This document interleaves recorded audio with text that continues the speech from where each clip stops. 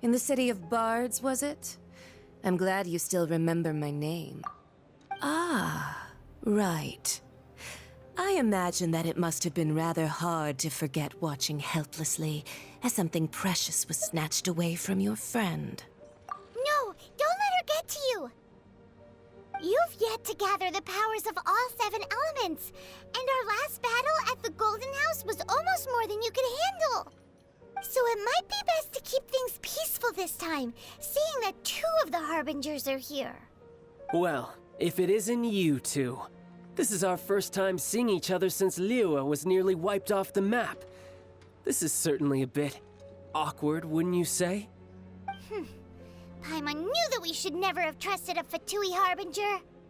Oh, now don't say that. Sure, I may have misled you, but I never had anything against you personally. Besides, I thought we were getting along quite well together, didn't you? Nothing personal. We just have different views, that's all. Of course, you may very well hold this against me, but that's up to you. The real deceivers here are Senora and Zhongli. Curse them for leading me on. So actually, I think... Stop wasting time, child. There'll be plenty of time to chat once I'm through here. You remember the agreement, Morax. Now, if you would be so kind. The Gnosis, please. What in the world are you talking about? The contract is fulfilled. That which thou seeketh is now bestowed unto thee. For my...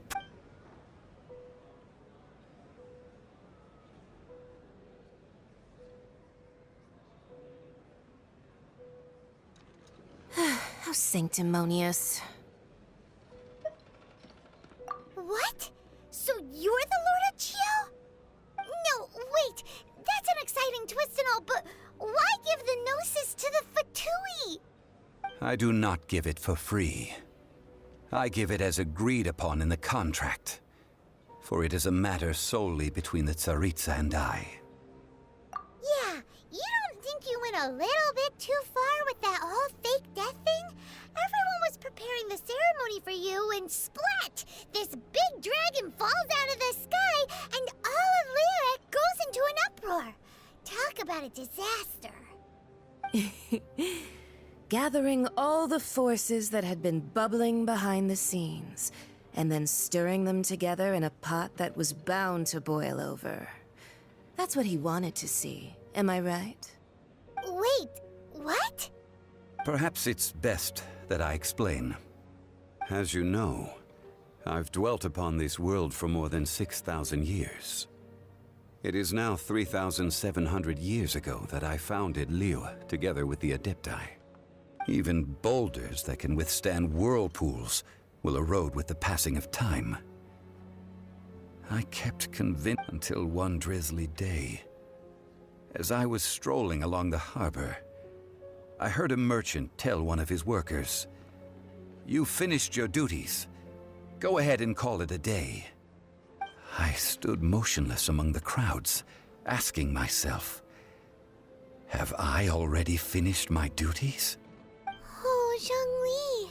But as I began to consider relinquishing my divine role, I soon discovered that many reasons still remained to not hastily depart. Was Liyue, the city I had dwelt in for so long, already prepared to enter its next age? I decided that a test was needed in order to reveal the answer. So I feigned my own death, and gathered the cast of Child, the Adepti, and the Liyue Qixing to play their roles together on the stage that was Liyue. That's right, which is why I continued to safeguard the Gnosis until now.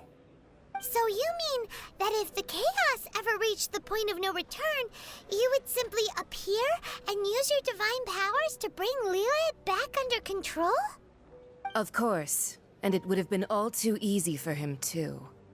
Just as a child quickly matures after losing their parents, so has Liyue matured when faced with the death of its deity. In the end, the resolution to all that has transpired was even more satisfactory than I could have hoped for. Take the Adepti, for instance. Owing to their years of seclusion, they were the least informed. Yet when faced with a crisis, they commendably showed the greatest amount of restraint possible. Not only did they manage to cooperate with the Qixing, but in the end, they even made efforts to understand the hearts of the people. Credit is also due to Signora, the emissary dispatched by the Cryo Archon to fulfill our contract. At my request, she kept everything she knew in strict confidence. This despite the eavesdropping ears of her colleague, Childe. This meant I could remain as Zhongli, even having the chance to fulfill the age-old traditions of Liyue in this mortal form. Thank you for joining me on this journey, traveler. All of these things turned out as I had planned. There is only one thing that I had not anticipated, and that was the conduct of the Liyue Qixing. I had expected them to do no more than the Adepti, to come to the defense of Liyue. But when all was said and done, they seized the opportunity to supplant Liyue as divine protectors, and used the subsequent power vacuum left by my death to quickly gain complete control of Liyue. Huh? That doesn't sound good at all. On the contrary, I think it is excellent. I had always feared that it was too soon for them to take over from me. And it was also that which I longed for the most. As such, this is the best parting gift anyone could have given this god of old. Hey, what about me? Doesn't anyone feel the least bit of remorse for deceiving me? You've practically kept me in the dark. I think that thanks would be more appropriate. You certainly played no small part in all of this, wreaking havoc and turning the city upside down. The Lord of... If you hadn't created the pressure of a battle between mortals, Adepti, and a god, the lump of coal resting in the hands of the Geo-Archon, Liyue... Huh? Just whose side are you on, mocking me like that? Are you... Be that as it may, you've come out of this as the hero of Liyue. I, on the other hand, will be forever prescribed as a disturber of the peace, no? Well then, with the Gnosis in my possession, I have no use for such idle chatter. We should return to Zapoljarny Palace and seek an audience with Her Majesty, the Tsaritsa. Come, child. Fine. I'll meet you there later. I'm not sharing a boat with the likes of you. Do as you wish.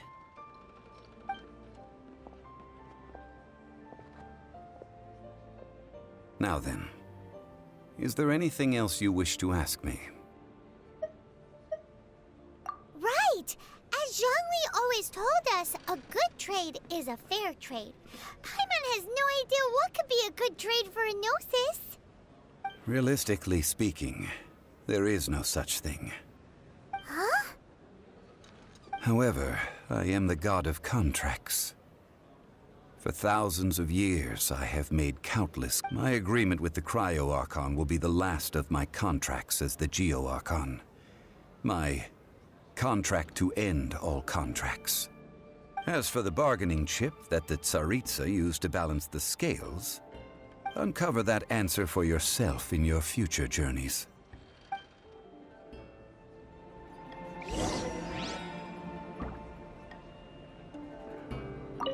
Paimon can't absorb so much information at once. So, Zhongli, what sort of contract did you... One of the clauses of our contract was not to divulge any of its contents. Ugh, you're so petty.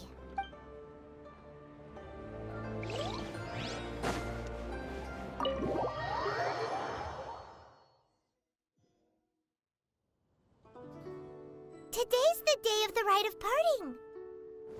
Although the star of the show is fake, we spent so much time trying to organize it, it would be a real shame not to go there now.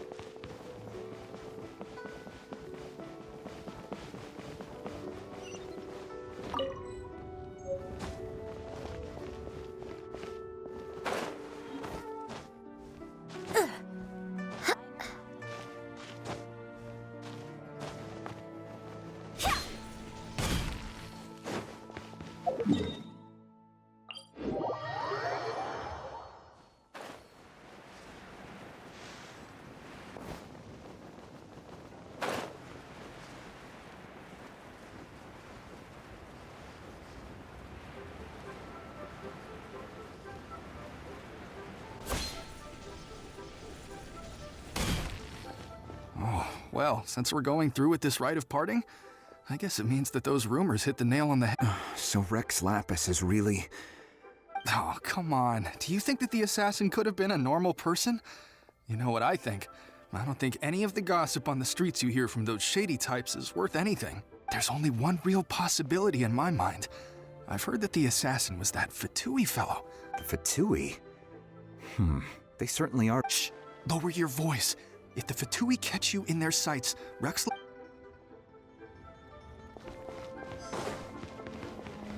You know that god from the ocean couldn't have just shown up out of nowhere. I mean, it's been 2,000 years since Rex Lapis subdued it. Yes, and to think that this happened right on the heels of the incident with Rex Lapis. Say, do you think the person who assassinated our lord and released... Now that you mention it, that's very possible. I mean, it all fits together. That person must have colluded with the evil god to harm Rex Lapis. Still, what sort of supernatural prowess must this person possess to be... Ah, forget it. Guessing's no use to us. Look, the Millilith over there looks like he's about to make an announcement. Let's...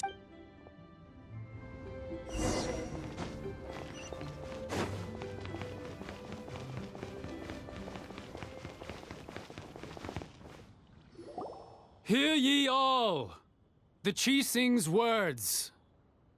Though a dragon soars ageless as the mountains, it too must return to dust. This is common knowledge. Gods and Adepti live glorious lives, but both light and shadow have their season. So too must they face divinely appointed trials. Rumors and hearsay abound on the streets that Rex Lapis was murdered. Now, let the truth be revealed. Having been thwarted in his trial, Rex Lapis's soul has recouped the celestial heights. He beseeches the people of Liyue to grieve not and to let not their hearts be saddened. Nor are they to believe street-born rumors or indulge in baseless speculation.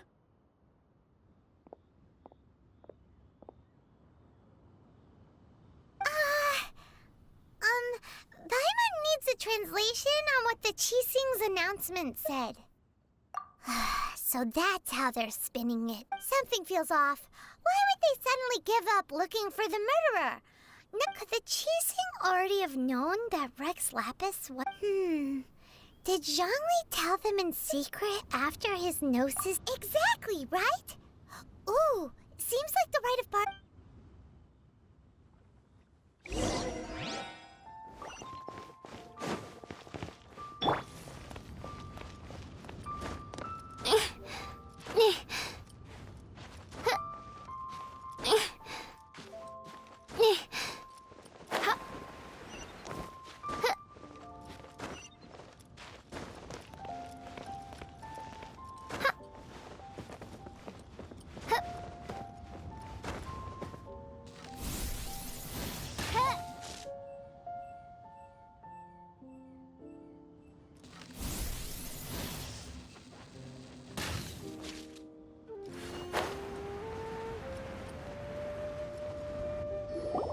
Look, it's Ningguang and Keqing. Are they saying something? Are their speeches over? As said previously, Rex Lapis's soul returning to the heavens is the end of the contract. And it is also the end of an era. 3,700 years of contracts burnt and reduced to ash.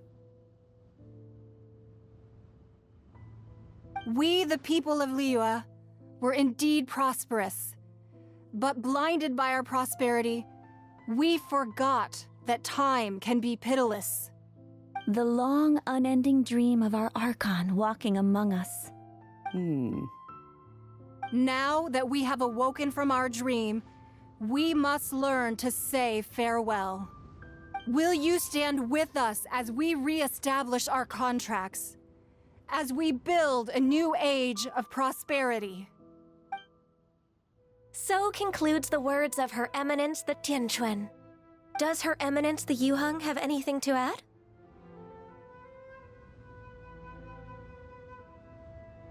Huh?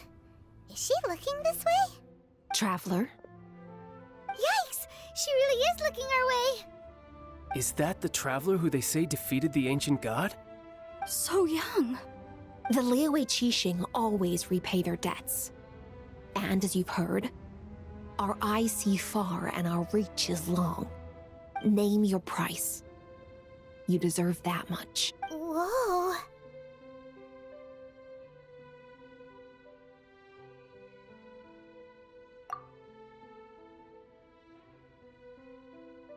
Well, could you help me put up some missing person posters?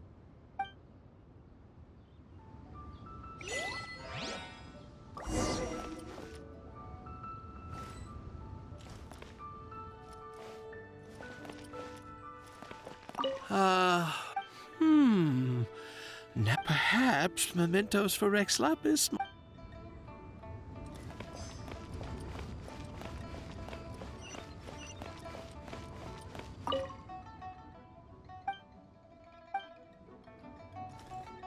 As for the mortals and Adepti of Liyue, what shape shall our relationship take from now on?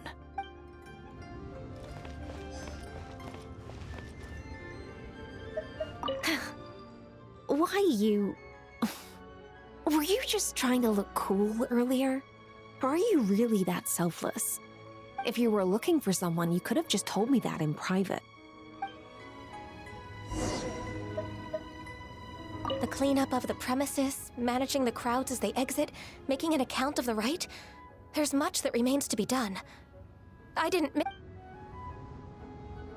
Roping you in was possibly the most masterful move we could have made. I believe that future generations will say so too when our deeds come up for their review. And to think I'd put my best perfume on before coming here, thinking you'd like it. But it seems as if those perfumes really were meant to be offered to Rex Lapis.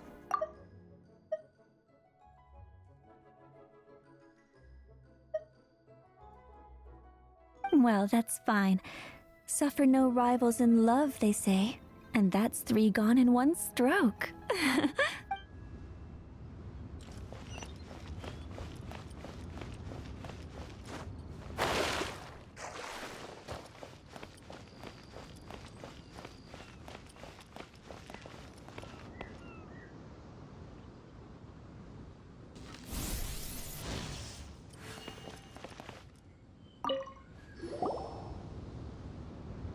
Hey, Zhongli!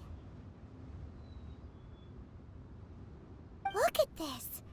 Everyone in Liyue is caught up in their emotions, thinking that they'll never see Rex Lapis again. And here you are looking all relaxed. Why would I not feel more at ease after laying down the burden I have borne for 3,700 years? Right. If the two of you can spare the time, I should treat you to a meal at the Xinye kiosk. Ha! That sounds like big talk, Zhongli. Paimon might have believed you if you were treating us to some third-round knockout, but you'd have to pay out your nose just to stand inside Xinye kiosk. Are you sure you can afford it? You're right. I do like the Mora. As the Rex Lapis Morax, I can easily create Mora. But since I have chosen to walk this earth as the mortal Zhongli, I should abide by the same rules that mortals do. When I was journeying with you, though I still had the Gnosis in hand, I knew that I must soon retire from my role as an Archon. So I had to rehearse a little for my new life. Oh, no wonder! Paimon gets it now. You didn't look at the price tags when we were spending because you've never had to. But since you weren't used to not being able to just make more Mora as and when you wanted to, you had to try becoming a parasite to society who lives off of other people's credit. Well, we were only spending Fatui money. You don't have to say it like that. In the City of Commerce, we do not merely exchange money or goods. We also exchange knowledge, memories, and foresight. The Archon Morax could never experience life as the true mortal Zhongli could, no matter how many times he descended to be. I will treasure the memories that I made as Zhongli, traveling the streets of Liyue with you. That is true. But there is no journey that does not end. No meetings without partings. Paimon thinks that we should make a move and continue our search for the Seven. I fear that continuing your journey may be difficult. The nation that neighbors Liyue by sea, Inazuma, is presently closed. The Electro-Archon Ball. And just as the people of Liyue preferred to call me Rex Lapis, she too goes by another name among locals in Inazuma. Paimon thinks we've heard that one before. Raiden? That is the case. And since Raiden is also the Shogun of Inazuma, people call her the Raiden Shogun. That said, though people at the wharf were saying that the situation in Inazuma is very tense, Paimon doesn't remember that always being the case. It wasn't that bad last year. Zhongli, since you're Rex Lapis, shouldn't you know something about what's happening there? Just how did Inazuma become a closed nation? It's because of visions. Visions? When faced with circumstances beyond their control, humans often bemoan their lack of power. But if a person shows true strength of will at a desperate and fateful moment in their life, the gods will look upon them with favor. This is what visions are. Magical foci bestowed upon those who have been acknowledged by the gods. Uh-huh. That's how people in Teyvat see it. But starting from last year, the Raiden Shogun began promulgating the Vision Hunt Decree. Vision Hunt Decree? Yes. It was an order to seize all visions within Inazuma's borders, and to inlay them upon the hands of the statue of the omnipresent god. They want to seize visions. But why? Aren't visions blessings from the gods? I should think that in the Raiden Shogun's eyes, it is precisely because they are divine blessings that they should be under the sole dominion of divinity. Whoa, that's harsh. The Anemo Archon is the god of freedom, and the Geo Archon is the god of contracts. For her part, the Raiden Shogun is the god of eternity. It seems as though she has finally decided to eliminate any unstable elements that could pose a threat to her eternal realm. The fact that even I, the oldest of the seven, have now passed away, will only strengthen her resolve to pursue eternity. Knowing her, she must have again quoted that adage she is most fond of when proclaiming 7 ideals for 7 gods. And of these, eternity is nearest unto the heavenly principle. All right then. Was there anything else you wish to know? Ah, that was a good one. Failing a divine trial. How they came up with that excuse, I will never know. That said, the reason why the Qixing were so eager to resolve the incident and stop pursuing the culprit wasn't. I hinted as much to the Adepti as well. How did I accomplish that, you ask? All right then. Was there anything else you wish to know? Yeah, about that. Before the Qixing made their announcement, we listened to a... These are indeed false accusations. But it remains undeniably true that Child did send people to the... I've heard that Ningguang is busy milking that for all it's worth on the foreign relations front at the moment. Those poor Snezhnayan diplomats. If it were not for Child's exalted position as a harbinger, I'm certain that they would have shifted all the blame to him and called for his dismissal. All right then. Was there anything else you wish to know? The time of the Adepti has long passed. If even the Liyue Qixing don't want to face that truth, then what future is there for Liyue? Keqing is absolutely right in saying, now, though I did laud Ningguang's desire for power, believing this to be a good thing, and thought as a matter, could the original person who brought up the idea of seizing... All right then. Was there anything else you wished to... That's right. Zhongli, now that you don't have your gnosis, what's going to happen to all the Mora in Teyvat? Since Morax is dead, are they all just gonna disappear? Also, isn't the Golden House the only mint in the entire continent? The Mora present now will not vanish. But the Golden House will indeed have to cease operations for a lengthy period of time. Since... This is terrible! We're all about to... Yes, this is indeed a well, I suppose we'll just leave such troublesome matters to the Liyue Qixing to debate. Then, did you at least set some private funds at... Oh, a private fund. This does seem like a good, logical, common-sense idea. It's a shame. What's a shame? It's a shame that I didn't think of it at the time. All right, then. Was there anything else you wished to... Well, then. I suppose you'll have to find a way to get inside this closed nation. Have patience. I suspect that some serendipity must first come into play.